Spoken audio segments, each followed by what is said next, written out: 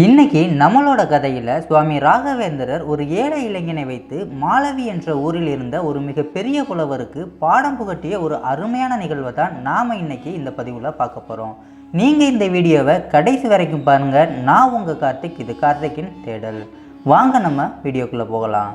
சுவாமி ராகவேந்திரர் அவர் வாழ்ந்த காலத்தில் ஆன்மீக பயணமாக ஒவ்வொரு ஊராக செல்வது வழக்கம். அப்படி அவர் ஒரு முறை ஆன்மீக பயணம் சென்ற ஊர்தான் மாலவி. ராகவேந்திர சுவாமி அந்த ஊரிலேயே தங்கி அங்கு இருந்த மூலராமர் கோவிலுக்கு பூஜைகளையும் செய்து வந்தார். அவர் பூஜைகளை செய்துவிட்டு ஓய்வாக இருக்கும்போது நூல்கள் எழுதும் பழக்கத்தையும் வைத்திருந்தார். அப்படித்தான் ஒரு நாள் ராமர் கோவிலுக்கு பூஜைகளை செய்துவிட்டு கோவிலில் அமர்ந்து நூல்களை எழுதி கொண்டிருந்தார் சுவாமி. அந்த வேளையில்தான் அந்த ஊரை சேர்ந்த வாலிபன் ஒருவன் சுவாமி ராகவேந்திரரையும் அவரது பணியையும் கவனித்தபடியே கோவிலுக்கு வெளியே நின்று கொண்டிருந்தான். அந்த வாலிபனை பார்த்த ராகவேந்திர சுவாமி அந்த வாலிபனை உடனே உள்ளே வரும்படி அழைத்தார். ஆனால் அந்த வாலிபனோ, நான் தாழ்ந்த குடியில் பிறந்தவன், ஆகையால் எனக்கு கோவிலுக்குள் நுழைய அனுமதி கிடையாது என்று கூறினான். அதை கேட்டதும் சுவாமிக்கு மனம் வாடியது. உடனே அந்த வாலிபனிடம், தம்பி, இறைவனால் படைக்கப்பட்ட உயிர்களில் உயர்வு தாழ்வு என்பது கிடையாது. நம்மை படைத்த கடவுளின் சன்னதிக்கு வருவதற்கு எவரது அனுமதியும் நமக்கு தேவையில்லை. ஆகவே நீ தாராளமாக கோவிலுக்குள் வரலாம் என்றார் சுவாமி. அதனை கேட்டதும் அந்த வாலிபனுடனே கோவிலுக்குள் வந்து சுவாமி காலில் விழுந்து கதறி அழுதான். அதை பார்த்த சுவாமி அந்த வாலிபனை தூக்கி தழுவி கொண்டார். பிறகு அந்த வாலிபனிடம், நான் இந்த ஊரில் இருக்கும் வரை நீ இந்த மூலராமர் கோவிலுக்கு நடத்தப்படும் பூஜைக்கு உன்னால் முடிந்த பொருட்கள் ஏதாவது கொண்டு வர வேண்டும் என்றும் கூறினார். சுவாமி கூறியதை கேட்டதும் ஏழையான நம்மால் என்ன தர முடியும் என்று யோசித்தவாறே அந்த இளைஞன் வீட்டுக்கு சென்றான். பூஜைக்கான பொருள்கள் எதுவும் சேகரிக்க முடியாத நிலையில் தன் வீட்டில் சிறிதளவு இருந்த கடுகை கொண்டு போய் சுவாமி ராகவேந்திரரிடம் கொடுத்தான். அதனை அன்புடன் பெற்றுக்கொண்ட சுவாமி தன் சீடர்களை அழைத்து அன்றைய உணவில் அந்த கடுகை சேர்க்கும்படியும் கூறினார். கடுகை பெற்றுக்கொண்ட சீடர்களுக்கு தயக்கம் ஏற்பட்டது. ஏனெனில் விரத மாதமாக கடைபிடிக்கப்பட்டு வந்த அந்த மாதத்தில் உணவில் கடுகை சேர்க்கக்கூடாது என்ற ஆச்சார விதி இருந்தது. அதற்காகவே சீடர்கள் தயக்கம் காட்டினர். அதனை ராகவேந்திரரிடமும் தெரிவித்தனர். ஆனால் ராகவேந்திர சுவாமி கூறிய பதில் சீடர்களின் தயக்கத்தை விரட்டியது.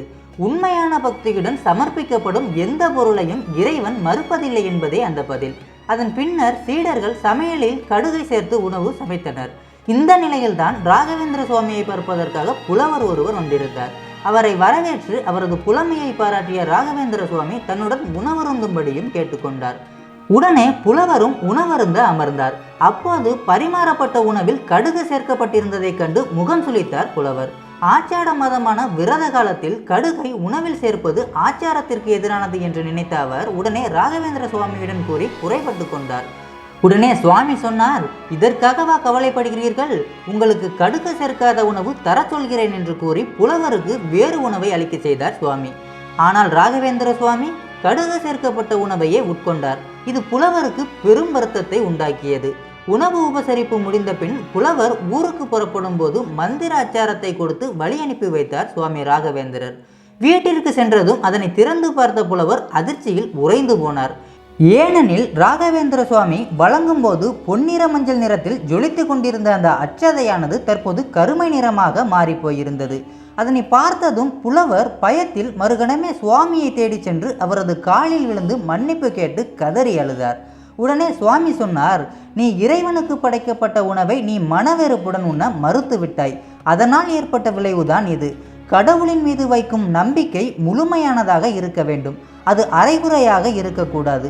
மேலும் இறைவனுக்கு ஆச்சாரத்தை காட்டிலும் பக்தனின் அளவு கடந்த பக்தியே பிரதானம் என்று கூறி புலவருக்கு தெளிவுபடுத்தினார் சுவாமி ராகவேந்திரர்.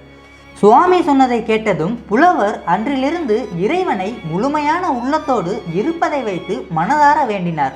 இந்த கதை இத்தோடு முடிந்தது. நாமும் அப்படித்தான் நண்பர்களே. நாம் எதை செய்தாலும் அதை முழு மனதோடும் மிகுந்த அக்கறையோடும் செய்ய வேண்டும். அப்படி செய்தால் நம்முடைய வாழ்க்கையும் அழகானதாக மாறிவிடும். நீங்கள் இந்த கதையிலிருந்து கற்றுக்கொண்ட பாடத்தை கமெண்டில் பதிவு செய்யுங்கள். இது போன்ற வீடியோக்கள் வேண்டுமென்றால் நம்முடைய சேனலை சப்ஸ்கிரைப் செய்து வைத்துக் கொள்ளுங்கள். நாளை நாம் இன்னொரு அழகான பதிவில் சந்திக்கலாம். அதுவரை உங்களிடமிருந்து விடைபெறுவது உங்கள் கார்த்திக், இது கார்த்திக்கின் தேடல். வாழ்க தமிழ், வளர்க தமிழனின் பண்பாடு. நன்றி, வணக்கம்.